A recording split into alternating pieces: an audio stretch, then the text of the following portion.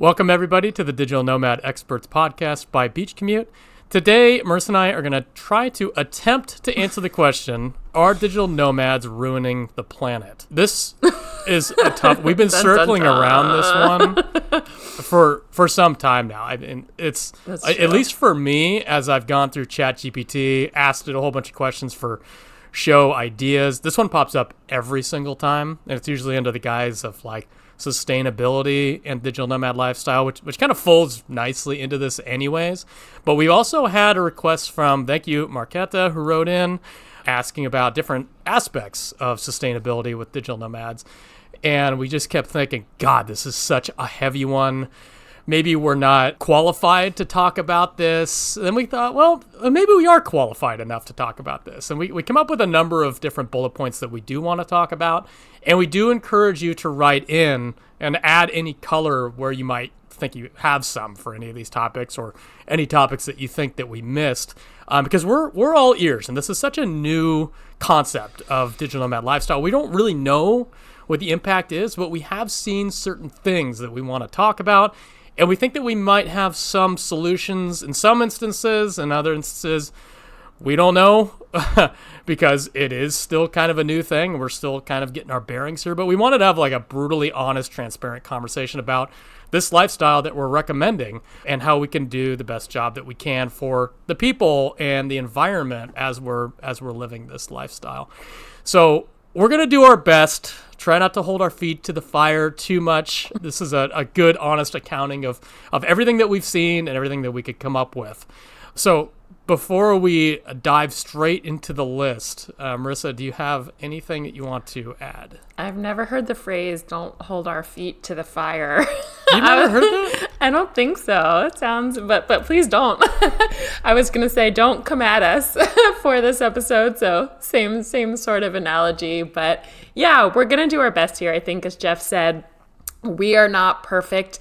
Digital nomad life does have some negatives that come along with it. We've talked a lot about like the personal negative impacts on your life that you might experience as a nomad, the fears you might have, the loneliness, the transitions, the, tiredness, all of that. But we haven't really addressed the negative impacts that this might have on the planet, on local communities, on different countries and places you might visit, or that digital nomads in general are going to. So as Jeff said, we're going to do our best to share both just, overall what a lot of people assume about nomad life, the negative implications it has in the world, and also, as Jeff said, we're not experts on on carbon footprint or housing or the global economy. We do our best to stay informed, and we have a lot of opinions from what we have seen from boots on the ground of some of these things taking place. So yeah, I think with that, there's 7 different kind of themes, buckets, topics that we want to talk about that are sensitive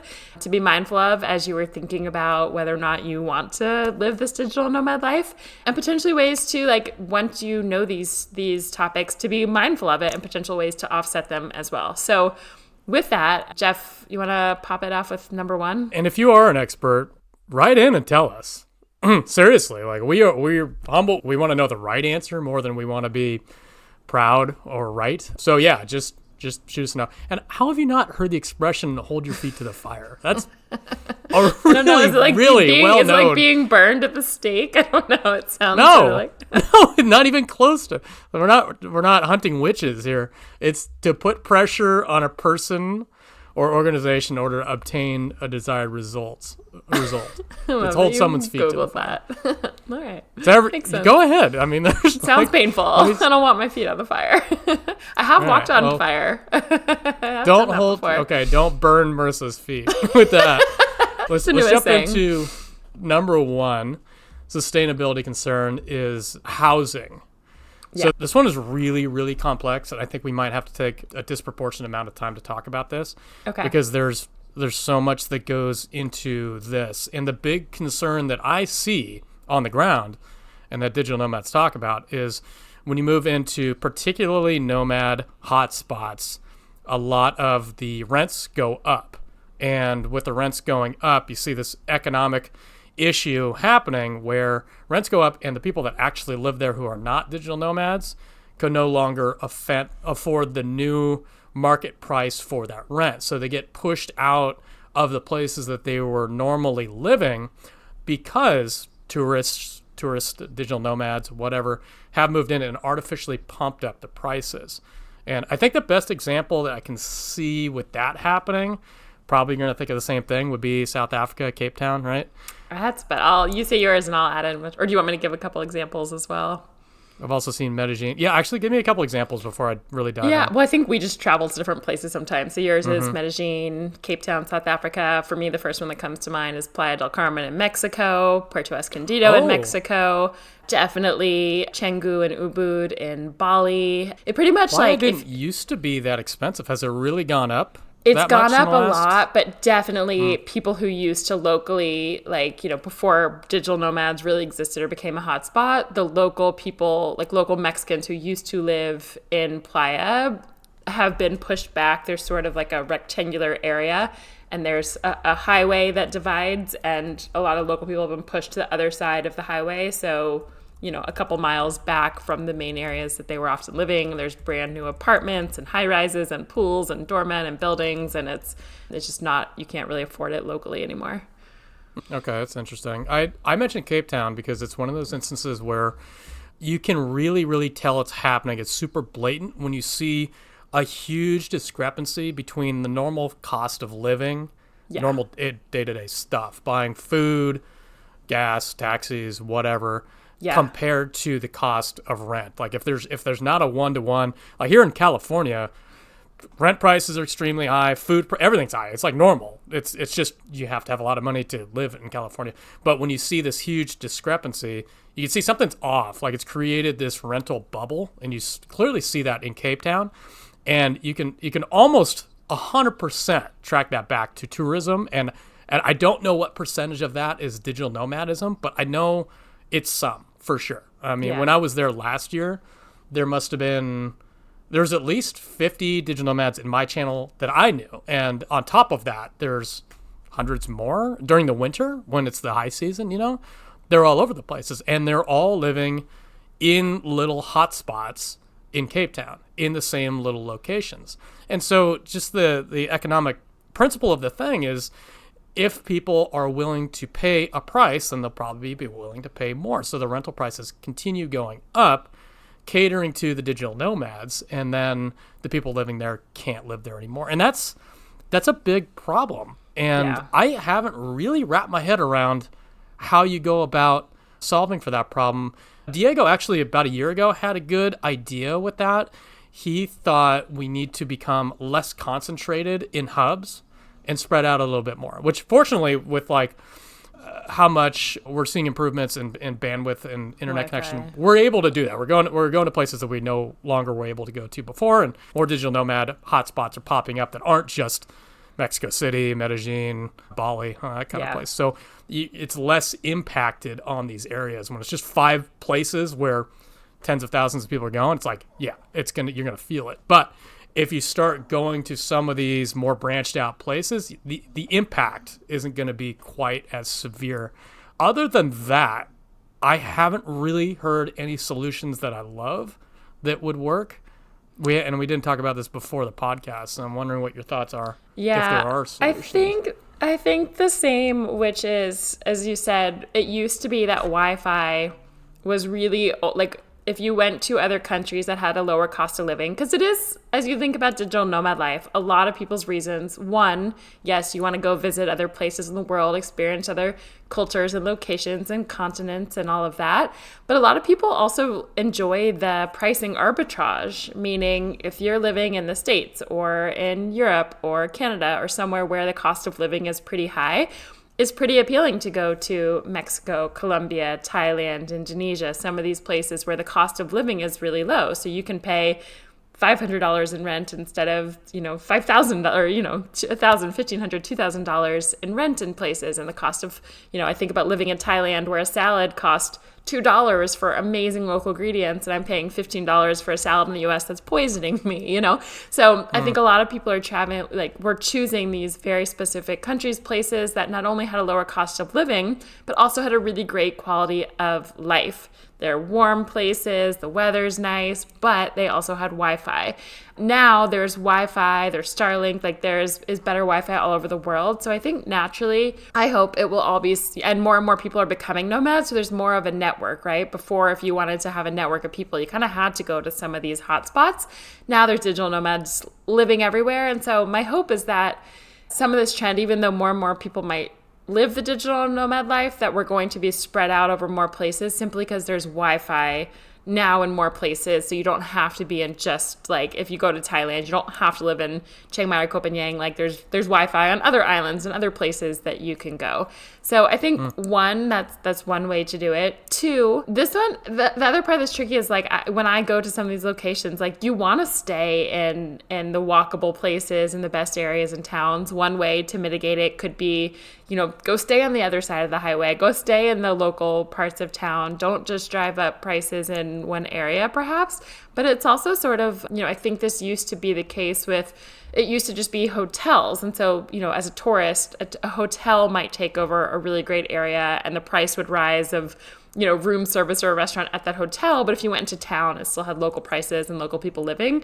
Now as nomad life, as people are, you know, renting local apartments, getting Airbnbs, using the local cafes, those prices really are being driven up for the whole town, not just, you know, in a hotel. And that is tricky. And I think to some extent, it's a little bit going to be a part of the world with globalization, but it's tricky. Like if you think about, imagine your hometown, wherever it is you live in the world, whatever country, whatever city. Imagine if there was some country, or pretend there was like another planet that just had, you know, 10 times the amount of money, just every single person on average than you had, and they all wanted to move to your town. And so now suddenly landlords are like, okay, well, I can charge 10 times the rent or 5 times the rent. Of course I'm going to do that. So these people come in, take over, and you don't get to live in your hometown anymore because you can't afford it. So that's what's happening, just to kind of put it into context, to put into your local mind. But I think the world simply is becoming more global. There's digital nomad visas in, I think it's something like 60 different countries now, where people can stay a year or more if, you know, if they want to. Again, like you said, I don't have an exact, you know, the only way to mitigate this would say don't travel, don't go live as a digital nomad. I don't think that's the way. I think there's also a lot of beauty that comes with nomad life, of a benefit of living in local cultures and understanding those countries and having empathy for the people and places that you visit. So becoming more worldly is a good thing. And, you know, should we just never travel and never see the world? I don't think that's the answer. So yeah, maybe be more mindful about who you rent from, where you rent. Try, if this is something that feels, you know, bad or negative to you, think about staying, visiting different towns that aren't, you know, nomad hotspots, staying kind of off the beaten path, different than where everyone else might be living. And I think just the more you're mindful of it, the more power you have to try to find alternative solutions. But it is something that's definitely happening. But it also happens like without digital nomads. Think about just, you know, towns and whatever country you live in, you know, neighborhoods become more popular. People start, you know, people make more money and take over. And it, you know, it's kind of part of life as well, as much as I hate to say that. But I think there's ways to be sensitive and mindful of it. Yeah, I mean, this concept is not new. You see it here in California, where my rent for a 3-bedroom house used to be $1,500. It's now, over the last 10 years, ballooned to $3,340. Like, what happened is wine country grew all around me, and everybody with money from the city moved up here, and it's now displacing all the people here. So now everybody here has to move out to the valley, where nobody wants to live because it's 110 degrees every day, flat, as you can see, like desert. And it's just, yeah, it sucks. And nobody's really come up with a great solution for that either. But I think what you just discussed is probably the closest we're going to get now, is just being very mindful about where you're going, just both in the sense of, am I going to a city that is super impacted? Like, just, you can do a little bit of research. Cape Town, super impacted. Medellin, super impacted. Playa, maybe super impacted. And maybe if you're very, cognizant of this type of thing, maybe you'll try to go to somewhere else. And then if you do go to that city, you decide to, maybe don't stay in the super downtown part where everybody stays. Get off the beaten path a little bit. And so far, I think that's the best solution that we've got available now. And this will continue to develop. But okay, let's go to number 2. And that is carbon footprints. And when I say carbon footprint, I mean mostly what I'm talking about is emissions. And specifically for a digital nomad, that would mean your flights. So what is your carbon footprint from taking all the flights that a digital nomad will take in a year? As we know, jet fuel burning creates a ton of carbon in the air, really, really bad. But the question is, how bad is it? And how much should you be traveling in order to mitigate against that? Like what is the responsible line that you shouldn't cross over? And you can just look at it from a blanket statement and say, if you're flying all over the world as a digital nomad, you're responsible. That's not the right approach. That's not accurate, and it's not realistic. So you actually need to do one of my favorite things is look at some of the math and start to understand what your contribution, your carbon footprint actually is, and where you should draw the line. And I must have sat on ChatGPT for like 30 minutes doing a whole bunch of different calculations on what a carbon footprint could look like for different levels of digital nomads based on their travel. And I've come up with some solutions that we can talk about. So if you were to travel 30,000 miles as a digital nomad per year, 30,000 miles is on average around the range of what the typical digital nomad who's been a digital nomad for a while will travel, right? And we're talking about like digital nomads that have been doing this a little while, not maybe the new ones who are collecting passport stamps and like every single week bouncing all over the place up to 100,000 miles. We're talking, maybe a month, 6 weeks at a time in a place before getting on a flight, and then not like going from one corner of the earth to another corner of the earth back and forth every single time you go somewhere. It's kind of a standard travel pattern. About 30,000 miles per year is roughly the equivalent of your carbon footprint if you were to commute the average amount of time. I checked out California, the average amount of time to an office, which is 29 minutes each way, on a normal 9 to 5 type of basis. So that's to say, if you travel 30,000 miles per year as a digital nomad, it's roughly the same as going into an office job. Once you cross over that 30,000, those jet fuel emissions add up so fucking fast. Like I ran some more calculations. If you get up to 50,000, it like goes up by like 3x, something like that. And you're all of a sudden like putting out 3 times as many carbon emissions as somebody who's just living stationary at home. So that really is something that is tangible. That's something within your control that you can make a decision on how much do I want to travel based on how much pollution do I want to put out in the air. And it seems to be like the answer is slow travel is better, and keeping your mileage under about 30,000 per year is probably a good idea. And that's especially true if you go to places where you're fairly walkable. Like that kind of doesn't apply if you go somewhere and then you're like driving an Uber 30 minutes every single day. Then all of a sudden the whole mess goes out the window and none of this applies at all. But if you are going somewhere workable like a big city or out somewhere where you're not needing a car, somewhere a little bit more remote, which is we talked a whole episode saying we wanted to, the whole point. Like typically as nomads we go because we don't want to commute. We want to be able to walk to cafes and walk to everywhere. There are very walkable towns and cities that we're typically going to that you'll probably want to visit as well. So that goes without saying. Yeah. But Jeff and I talked about before as we were prepping a little bit for this episode, and I said, well, what about those companies that offset your carbon. I always heard like, oh, do you want to, sometimes when you buy airline tickets, it's like, do you want to offset your carbon footprint? Or I've seen websites that people talk about like, okay, how many miles did you fly this year? You can offset your carbon footprint. So Jeff, being the researcher that he is and finding the data, had some things to say, because I was like, this is a great way, they'll plant trees and do things like instead to help offset the things that we're doing. But what did you find? I'm curious, Jeff, about this. You had some other things to say. So naturally I went down that path as well, and it is 100% not the way to go. It's kind of like buying forgiveness, basically, because it's buying the right to pollute is basically the way it was quoted when I searched this. It's kind of eliminating guilt, because there's a lot of issues with this carbon offsetting that oftentimes cause more problems than they were intended to solve, right? So first off, the most obvious one is offsetting this by buying carbon emissions. It really doesn't reduce emissions at the source, right? So it's not eliminating the behavioral problem that we have as a planet.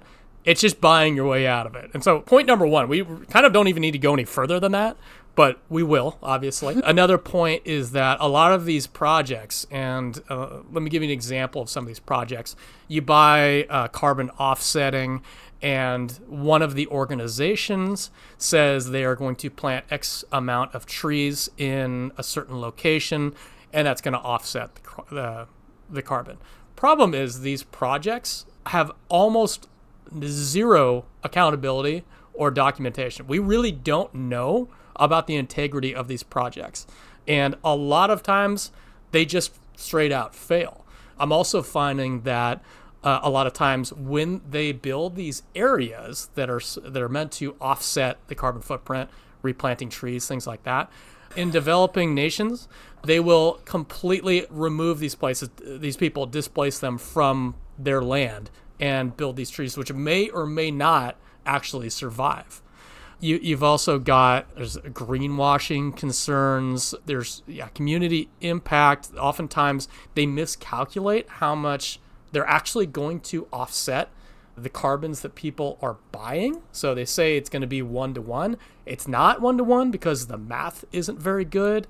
There's just like all kinds of problems. It kind of reminds me of those situations where people think they're doing good by donating to charities, but when you see the reports on the actual charities, it's like 5% of them are good and actually documented, and they've actually done research into them saying they've used this money for good.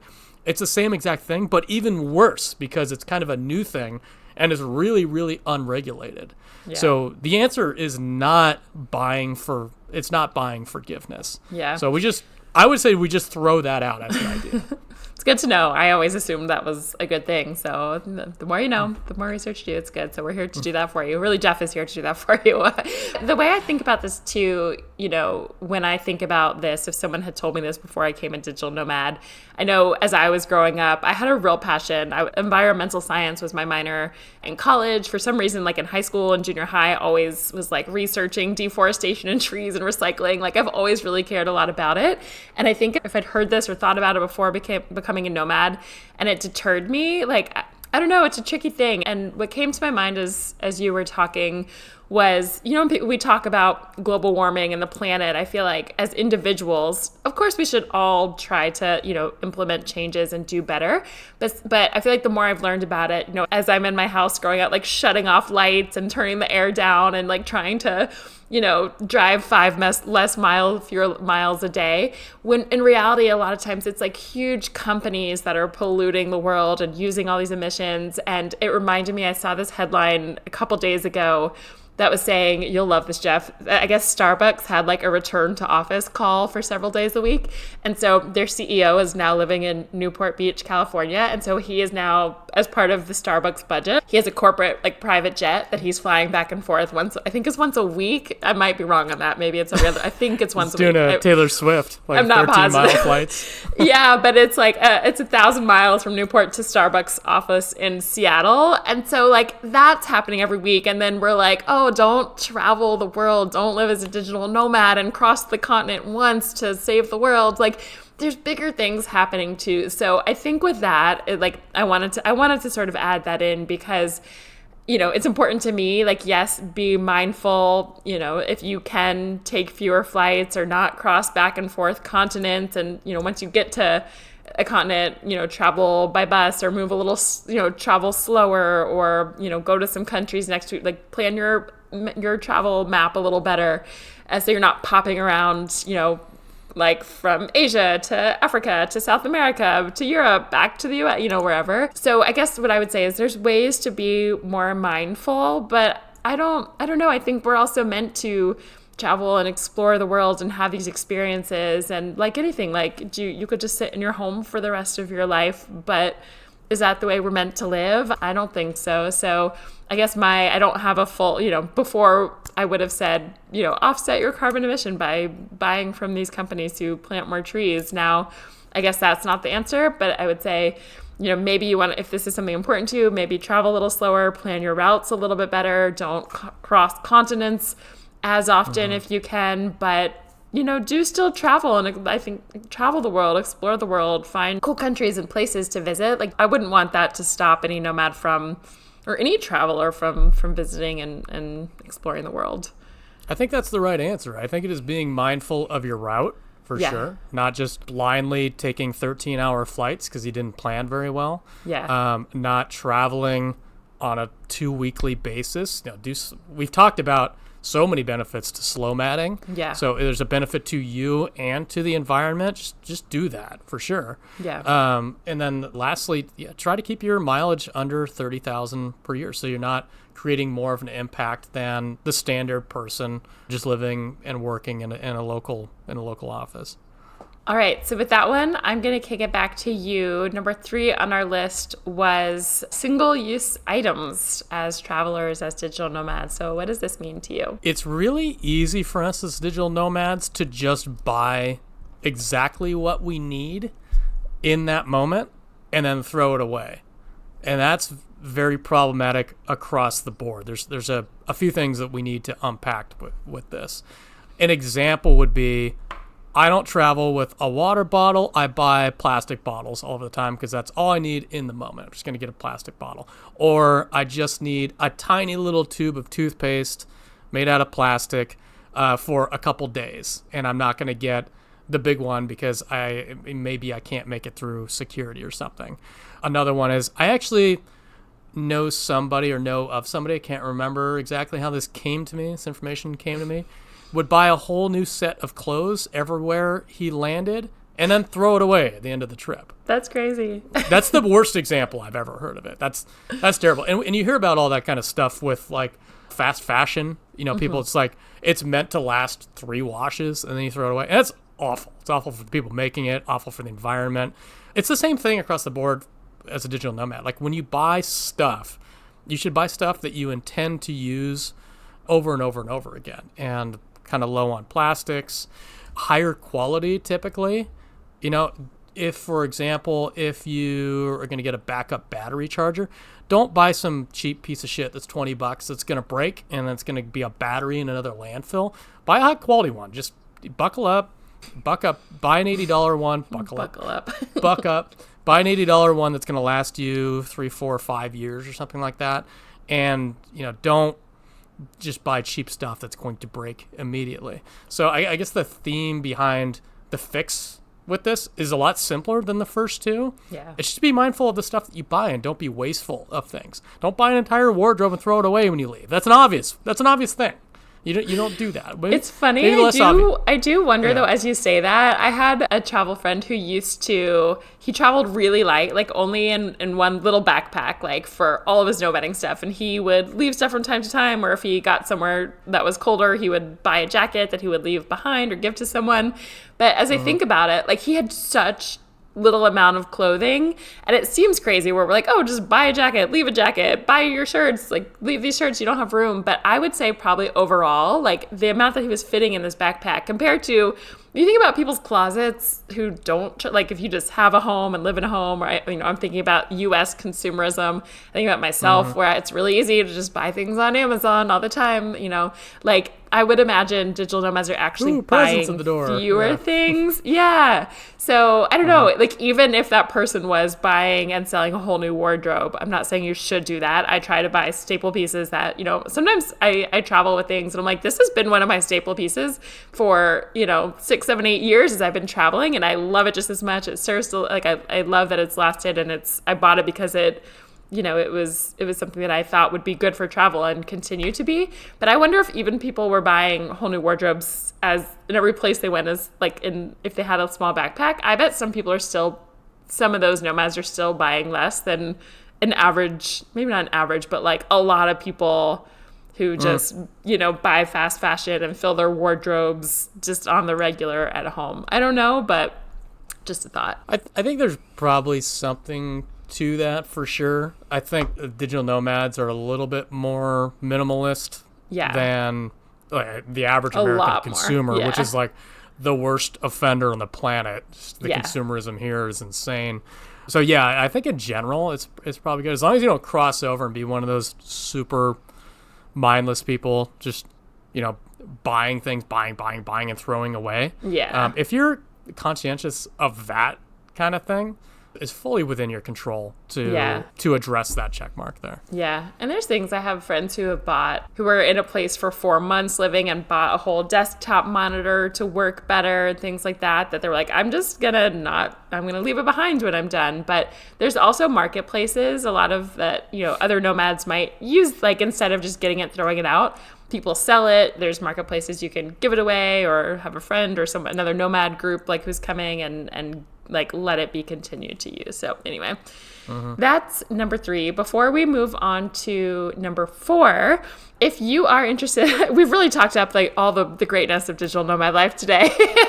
Not as much as we normally do. These are some of the harsher realities. But if you do have a dream to travel the world, live in different countries, experience different countries, maybe you're going to stay for a nice, slow, extended time and plan your routes in different continents. But if you're looking for a remote job that gives you the freedom to do that, you might want to join our email list, beachcommute.com/email. We always send out different information about remote jobs you can do, where to find them, the different opportunities. We send a lot of our personal travel stories and photos. So it's just a fun place to live. So check out beachcommute.com/email.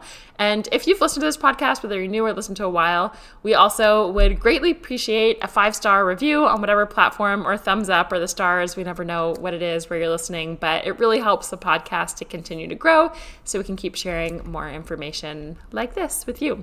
So with that, Jeff, what is number 4? Number 4 is local businesses and restaurants and digital nomads' impact on them. So let's break this one down. Let's start with restaurants. The concern here, the sustainability concern, cultural concern here is people go into a digital nomad location and they push local businesses, local restaurants out of business by going to what's the word I'm looking for? Like franchised types of places. Yeah, chains type of places. Good example of that. What RIP would have been Selena. Selena, for those of you who don't know, was like a kind of a community. It was a hostel, but it was also a co-working space, but it was also a restaurant. It was kind of like a little city within a city type of thing. And that's a really good example because a lot of people just go to this little city within a city instead of using people's local B&Bs, instead of using local people's co-working spaces, using local restaurants. And so with all the people going to these kind of like Americanized little bubbles, it would just take business away. It was basically just pilfering business from local businesses, and it would put them out of business. So I guess one of the solutions there, curious to hear what you have to say, would be to, before going into a place or while you're there, just research some of the local businesses that have been there for a long time, pre-digital nomad hub times, and give them your money. Just go there and use their services. And maybe avoid going to the McDonald's that just popped up around the corner. Maybe avoid going to the Selena and giving them your money.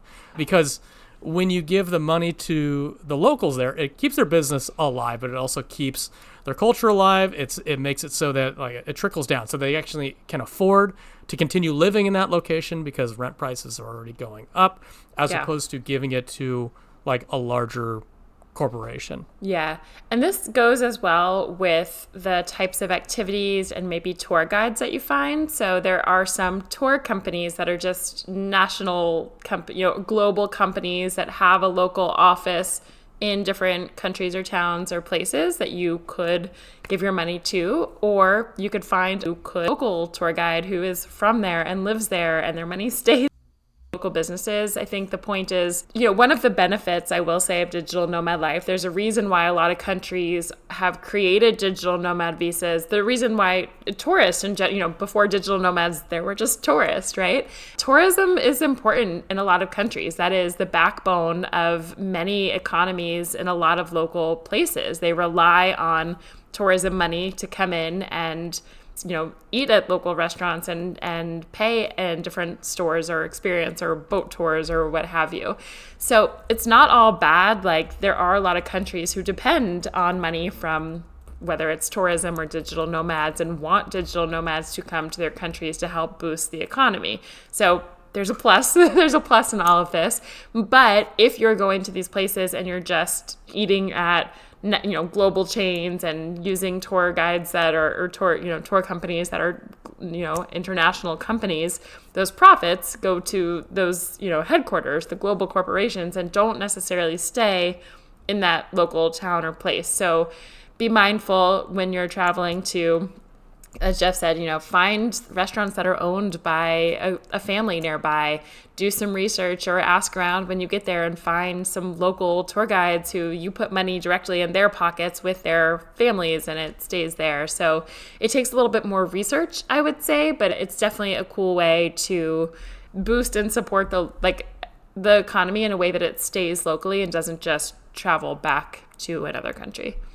I can always promise it's going to be better too. You'll have a better experience. The experience is going to be better. Yeah. I mean, do you really want to go to an Applebee's when you're in Mexico? You know what you're getting. You already get that in America. You don't need to go. You don't need to go to Mexico to do that. It's going to be a higher quality if you do that. That's the point. I'm glad you brought up the point of tourism for the local economy. This is kind of a point of controversy with a lot of people. Some people are on the side of the fence that say tourism bad. Other people say tourism boosts the economy. I am in the camp that says tourism boosts the economy in general, and I did a little more math research while you were talking. Oh, good. As I, so I have not. Tend to do. The best example I can think of, maybe you've got another one I can run it through real quick, but thinking of Mexico. Mexico does rely on tourism, and it's easy to say from my standpoint, yeah, Mexico relies on tourism without having any data. There's data behind it. If you were to remove tourism from Mexico, it's about 9% of their entire GDP. It would wipe out an enormous portion of the revenue that goes to the people in the local communities. And if you were to remove tourism, you would lose about 4.5 million jobs, which is 9% of the total workforce. So whatever anybody says, tourism is important, specifically in certain locations. So it's just being mindful about where those tourism dollars go, as you pointed out.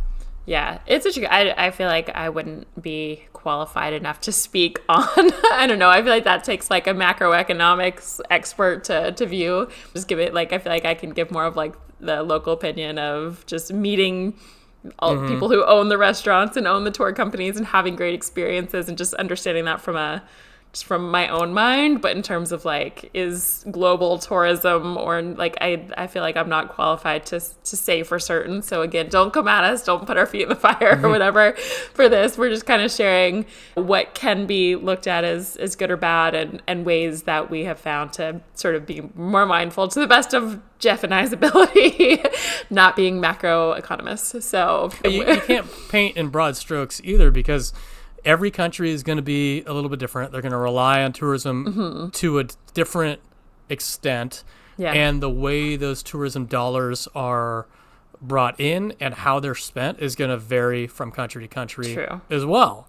So we can't just we can't speak in generalizations here, but yeah, I'll just leave it at that and say it's going to depend on each country, and you just have to do your own research. That's a good point, because different governments are corrupt in different ways. Yeah, you know, it's like there's so much more that goes. There's a lot more that goes into it. Yeah, exactly. But using your general guides to, you know, picking out the local restaurants, that's almost a 10 out of 10 good rule to have.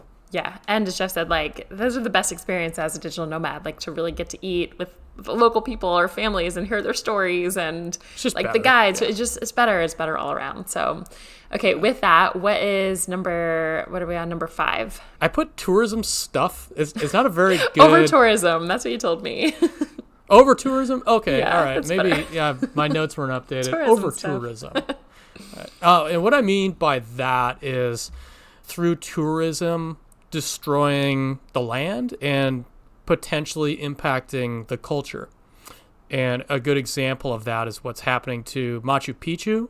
You've had so many tourists come through there that I believe they're going to have to close Machu Picchu to tourists. Is that information correct? I know that they limited, like, to go now you have to get, like, you have to buy, like, I don't know if you want to call it a ticket or whatever it is, like, way far in advance to be able to go, because they've limited the number of people who can go up each day. But there might have been time that they were closing it off to, like, do some conservation stuff, but I'm not sure. But I do know they're definitely limiting the number of people who can go through there each year. Yeah. I think they are going to be closing certain parts of it or something. What I do know is that the area has been damaged just from too much traffic going through. And that is something to be mindful of when you're doing these super touristy types of things. Like, understanding that, are you actually impacting the terrain and causing damage there? Are you, when you're going on almost all of these types of things that I'm talking about, require some sort of tour guide, tour program to get through, where you're paying somebody to help you? Who is that person that you're paying to help? Is this a good person? Is this a local person that's helping local families, local communities? Or is it like a global tourism type of thing, and the money's going directly back to somebody's pockets in New Jersey, right? Being mindful of those types of tourism, being mindful of the actual environment, and then also the culture. There's like a cultural aspect to this as well. If you're going on tourist adventures, is this something that the locals feel good about, or is it something that they don't even approve of? Good example of this. First time I went to Medellin, I think it was back in 2015. Of course, went on the Pablo Escobar tour. It's what you do when you go there. It's like one of the top things on the list. As we're walking through the streets, people were yelling at us through their car windows, saying, "This is not Colombia. This is not Colombia. Don't go on this tour." I've had many other people, my girlfriend even, since being a Colombian, a paisa from Medellin, say, "Do not go on this tour. It's a terrible thing." He was a blight on our existence. People still associate, especially from the West, Colombia and drugs. And Colombia is way more than that. And it keeps getting perpetuated by, like, the show Narcos. I don't want to get off track with that, but this Pablo Escobar tour in particular, people going there to see this Pablo Escobar figure and go on this tour. And the Colombians hate it because they don't want to be associated with that. He was terrible to the locals there. He was terrible to their reputation, and that continues to get perpetuated. And this is just one of those things that you shouldn't do. And it takes a tiny bit of research that I could have done in the past to realize this is not culturally sensitive. This is a really bad tour to take. It's not ruining the environment or anything, but it is impacting the locals in a way that they really, really don't like. So that one's also very addressable when you're traveling. Just do a little bit of research into the tours you're going on. Do the locals hate this tour? Yes, don't go on it. Do the locals like this tour?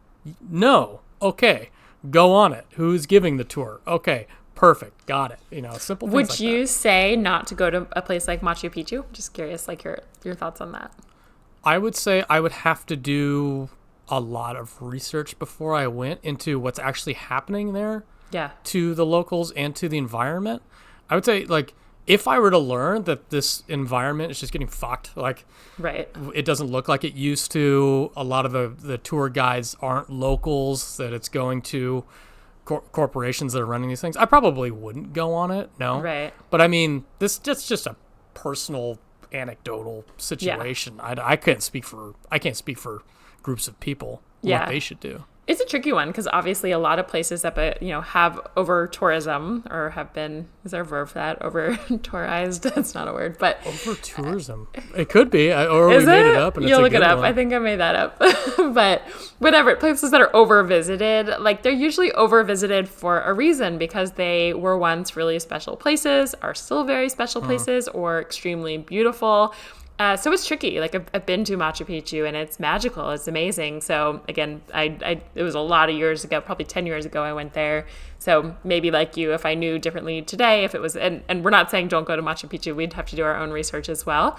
But there's ways to do it appropriately. Even going to Egypt and seeing the pyramids, like the camels, everyone's like, go and ride a camel and do this in Egypt. And they have these like marks on them that like, I feel like they've been treated really poorly. So it's like, okay, maybe if you go view the pyramids, don't ride on camels that have been treated poorly. Or the two other examples that came to my mind as you talking. Elephants.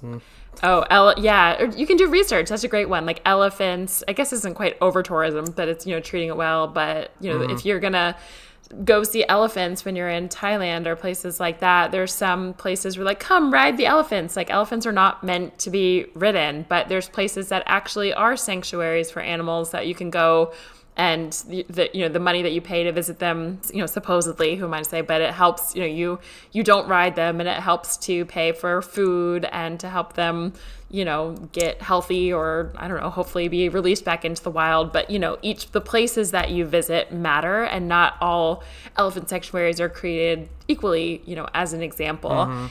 But for over tourism, I think a lot about Tulum in Mexico, and it's this tiny little place that the infrastructure is not meant to hold as many tourists as it has, and it's a nightmare there. Like the traffic is a nightmare. It's pulling like there's not enough water. They have to bring literal trucks in. There's not correct, I don't know the right word for it, like sewage systems or pipes that bring in water. So each day there's this tiny little road that supports all of the hotels, and there's literal trucks that come in, like imagine like a cement truck type of thing, like come in with water to like fill each of these, like it's wild. Like it's over tourized as we're saying today. And another example, this is one that I actually did that I would not do again if I knew better. I actually sent out as part of an email today, was in the Philippines. I had been wanting to see whale sharks for a really long time, and we went scuba diving and saw these whale sharks in the Philippines, and realized that in this, like, there's a particular location there that they feed in the Philippines. So they feed whale sharks, and so whale sharks are meant to migrate naturally, like throughout the world, on their migration patterns. And when so it's like stopping their migration, they stop their migration. It gives me chills. Like they stopped their migration because they'll start, like they know that tourists want to see it, and it's really hard. You can't guarantee that you're going to see a whale shark on any animal when you scuba dive or whatever, for the most part. And so they feed them in a way that's like keeps them there, and so their whole migration pattern is fucked up. Like, so just again, it's hard to know exactly right sometimes, but if you want to be, a well-educated traveler, just try to understand, like do a little bit of research of the places you go, the activities that you're doing, and maybe try to visit different places, treat the land well, treat the animals well, don't just trash it. And ironically, like, as we talked about, a lot of the places that are over-tourized, I'm certain that's not a word, but I really love it today, so go with me here, but are usually like, I think about Petra in Jordan and the pyramids in Egypt, and Machu Picchu is like pretty epic. And all these places are really cool to see, but a lot of times like the best places to see are just filled now with tourists and lines of people for Instagrammable photos. And they're not the best places to like, the most enjoyable places, I should say, as a traveler. I know you'll agree usually with not, this. huh? Usually it's it's off like the beaten path stuff. off the that's beaten best. path. Everyone's going there. So like you go to the other place that, again, if you Yeah. were to stumble upon these places in the wild and like you like entered Petra and Jordan and not a single person was there, you'd be like, this is the most miraculous thing I've ever seen. Like, what is this? But when there's 1,000 tourists taking pictures and riding camels, it's like not so enjoyable anymore. And the kind of alternative places are cooler. So it's also, as a traveler, kind of fun to not do all the bucket list things and go off. I always have found in my own travels, the off the beaten path experiences have far surpassed the things I was, quote, supposed to do. Every now and then there's some that, live up to the hype. Machu Picchu was one of those for me, but a lot of times like the alternative activities are cooler. We did that episode. It was Off the Beaten Path Adventures or something. I don't have the episode number in front of me. Yeah. But it's totally true. Those are the most memorable experiences I've done. It wasn't the typical must-do things on the list. So there's a lot to that, for sure. Yeah, it's a good point. And if any of you are thinking about going to Thailand to ride a sedated elephant, shame on you. Don't do it. Just don't do it. We don't usually shame anyone on this podcast, Jeff. You don't need that picture. Trust me. Just create an AI picture with yourself with an elephant. Don't do it. You can terrible. still pet. Yeah, well, so far I think you can. I think you still get to pet elephants. Just don't ride them. Do some research. There's good feed the conservatories around there, Yeah. But no ketamine to elephants, please. Yeah, I remember I was living in Koh Phangan in Thailand. We're driving like on our scooters across the island, and there was this, like I could see from the road there was just these elephants, and I love animals. I was like, oh my gosh! We kind of pulled over, and I saw there was just this elephant. I can't remember if it was one or two, but just in chains. And these just local people were like, it was like pay $25 and get a picture with the elephant. And I was just like, I can't, like, I want to release this elephant. Like you could feel it was not a good situation. So yeah, try to avoid those. Yeah, they had all that stuff in Romania I've talked about before too. Yes. Yeah, that was really bad. Bears. With the grizzly bears. Yeah, exactly. Right. This is the most eco podcast we had. I didn't even see it going this direction or didn't know we had it in us to go this hard. We're going hard. Going hard. With that, I want to say one good thing about as a digital nomad. Speaking of the elephant in Thailand, I was with a guy who has spent almost a year on that island. It was right after COVID. And he had been there, not from Thailand, just a digital nomad traveler. And because they had also seen this elephant, they had band together to try to raise money to try to buy. I can't remember what they exactly, but to try to save this elephant. So I guess I would say as digital nomads, you can do good in the world. We're not only bad. You can see situations and also try to help, but try to find the right ways to help. Because just as Jeff said, not all charities are good, and there's, do your research to see where the money really goes. The last one on our list, number 7, is cultural sensitivity. So if you think about digital nomad life, there's a lot of spoofs sometimes, rightfully so, of ignorant nomads going into locations and just wearing the wrong thing, saying the wrong thing. There is You say that like you've done it? No, I'm laughing. You said No. I'm sure I have. I don't think so. But I started laughing because I remember this Instagram video that went super viral. This was a few years ago of this guy. I feel like he was one of those coachy kind of guys. I don't know. He maybe was on some drugs. I don't know what was happening. But there's a guy in Bali who was on a top of this. I can imagine exactly what this dude looks like. Yes, coachy, the long hair. I say guy. this. I do coaching as well. So no hate on the coaches. What do we call digital nomad bros? What do we call them? It's digital douches. digital douchebag. Don't be that. But anyway, this guy was naked on top of this holy mountain, recording himself, just yelling and screaming. God. And he got kicked out of the country. And there was this whole it was kind of hysterical. I mean, everyone was get this guy out of here. But anyway, so don't be the naked guy yelling and filming yourself on top of the a holy spiritual mountain. But that's a very exaggerated example. But as when I'm traveling places in the Middle East, living in Oman, for example, when I lived there for a month, everywhere I went, I didn't have to, but I chose to cover my shoulders and cover my knees with clothing. It's really hot there too. It's not like I wanted to. I like to be in my my tropical places in shorts and tank top and flip-flops, but it's culturally appropriate there. Like, people will look at you. Most women are more modest, wearing different clothing. So try to blend into the culture you're visiting. Don't be just like a nomad who's like, I can wear what I want, I can do what I want, I can say what I want. You know, if you're visiting some places, you can wear anything, but when you go into certain temples, you have to cover, you know, in Turkey, you have to cover your head as a female if you go in places. Jeff has a story because he's laughing here, but that's my 2 cents on it. Just like, be culturally sensitive, learn what's going on, what's appropriate to wear, say, and do, and eat even where you go. I don't know if I want to out her or not. Yeah, I do it. I hope Nikki's listening. So we walk into a temple. I'm doing it. I walk into a temple in You didn't have Armenia. to say a name. Might as well. Listeners don't know her. I walk into a temple in Armenia, and Nikki's wearing like short shorts, and this lady just comes running up to her with a towel to like cover. And Nikki's like, no, I'm warm. I'm good. Thank you. She's like, no, cover your legs. And so she had to walk around this little temple with their legs covered in this towel. It's pretty funny. But yeah, sometimes you don't know. Like, it wasn't really her fault. You had no idea. And it's just like one of those things. A lot of times you just figure it out as you go along. It's like, oh, okay, I kind of get it. We actually had one more on the list here.